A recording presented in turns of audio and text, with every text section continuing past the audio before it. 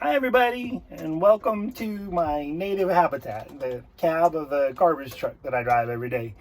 This seems like a fitting place to give this speech. So I'll just dive right in. Here we go.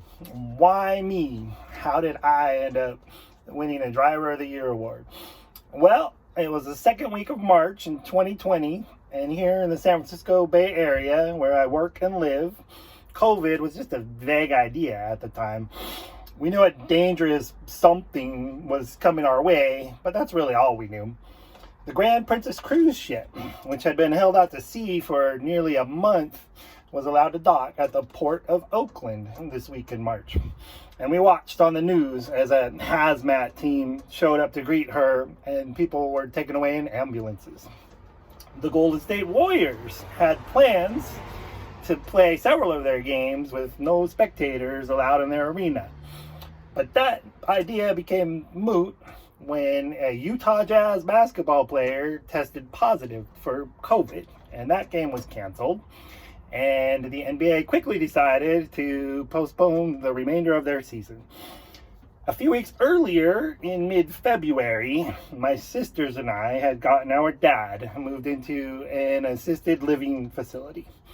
The cancer in his back had gotten bad to the point where he just couldn't live alone anymore. He'd found a nice place with a lot of community spaces and activities and was looking forward to meeting people his own age.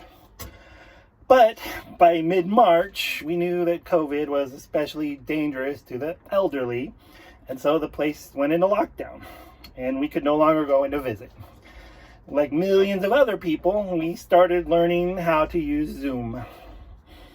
Quite a few dominoes fell that week. Schools were closing, sports were being canceled, Costco was running out of toilet paper. But my job continued on, unabated, like nothing had changed. Garbage day never stops. There's a place on my route where I'm up on high ground and I can see out over a dozen square city blocks down to where Golden Gate Park meets the Pacific Ocean. And it was here, mid-morning. The sun was warm, the sky was blue. It was shaping up to be a beautiful day. And I paused in my work and I looked up and around and out over all of that, and I realized that I was the only thing moving. This city had just stopped. Except for me, garbage day never stops.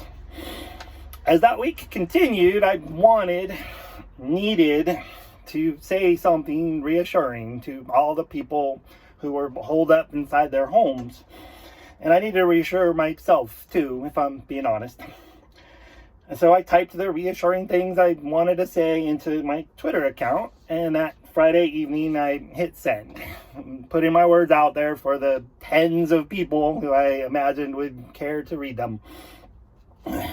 When I got up the next morning, 3,000 people had shared my tweets. And that was only the beginning. I spent that whole weekend staring at my phone in shock as the thing went viral, and the replies, there ended up being more than 10,000 replies. It was an outpouring of gratitude for the work of our industry, the work that we all do. Next thing I know, I'm working with the producers of Good Morning America, and they put together a feature piece about me as an essential worker. And when that aired, I received a fresh new wave of gratitude, including even a thank you video that Hugh Jackman posted to his social media accounts. The dude who plays Wolverine in the movies, that Hugh Jackman. When I was a little kid, my mom went to work for Foothill Disposal Company, which was the garbage company of the city of Mountain View, California, where I grew up. The yard was 2 blocks away from our house. My mom had a good commute. And I could just ride my bike over for a visit, which I did often. My mom went on to work there for over 30 years, during which time Foothill merged with several of the other Bay Area garbage companies to become what we have today, Recology, an employee-owned company which I am happy and proud to be a part of.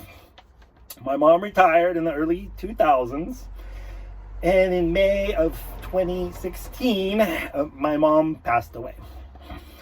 Less than a year later, in January of 2017, my sister Rachel died of the breast cancer that she'd been battling for years.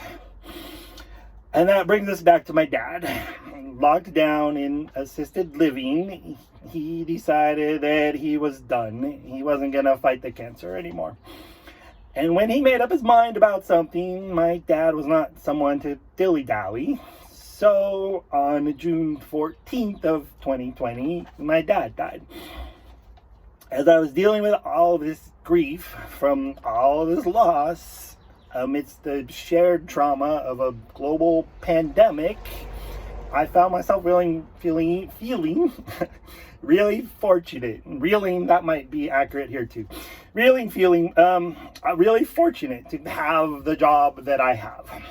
Because for me, garbage day is 5 days a week. And that means that I get up, I get moving, I lace up my work boots, I get my legs and my feet going, I get my heart pumping. And I needed that. I really needed that. As I was feeling all this personal gratitude for garbage day, I was also receiving thousands of messages of gratitude. I got to see firsthand just how meaningful garbage day is to so many people out there. And that's us. We make that happen. How cool is that? Now, when I say we, I'm talking about all of us who work in this industry, not just drivers. So whether you wear work boots or dress shoes or heels or sneakers, my mom usually opted for sneakers. She had a 3-minute commute and comfortable footwear. My mom had a good job.